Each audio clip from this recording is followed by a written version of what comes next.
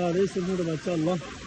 টানা বর্ষণ ও জলাবদ্ধতায় চট্টগ্রামের বাঁশখালীর বিভিন্ন এলাকা প্লাবিত হয়েছে। অনেক স্থানে হাঁটু থেকে কোমর পানি পর্যন্ত জমে থাকায় পানিবন্দী হয়ে পড়েছে শত শত মানুষ। এমন পরিস্থিতিতে ৮ মাস বয়সী এক শিশুকে বড় একটি পাতিলে বসিয়ে নিরাপদ স্থানে সরিয়ে নেওয়ার দৃশ্য সামাজিক যোগাযোগ মাধ্যমে ছড়িয়ে পড়েছে। ভিডিওতে দেখা যায় গলা সমান পানির মধ্যে টাঙানো একটি রশি ধরে এগিয়ে যাচ্ছে ফায়ার সার্ভিসের এক সদস্য।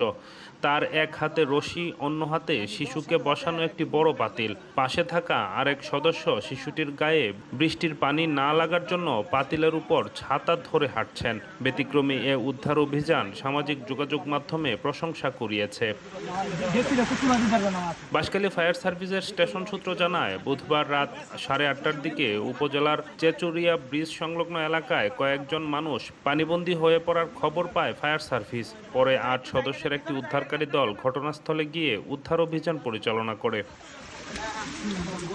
অভিযানে ৮ মাস বয়সী ওই শিশুসহ ৫ শিশু ও ৮ নারীকে নিরাপদে উদ্ধার করে স্থানীয় একটি আশ্রয় কেন্দ্রে নেওয়া হয়। পানির তীব্র স্রোত ও গভীরতার কারণে শিশুটিকে নিরাপদে বহনের জন্য বড় একটি পাতিল ব্যবহার করা হয়।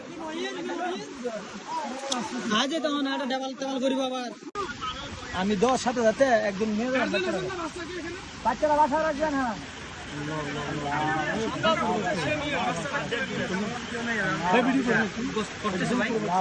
ভালো করে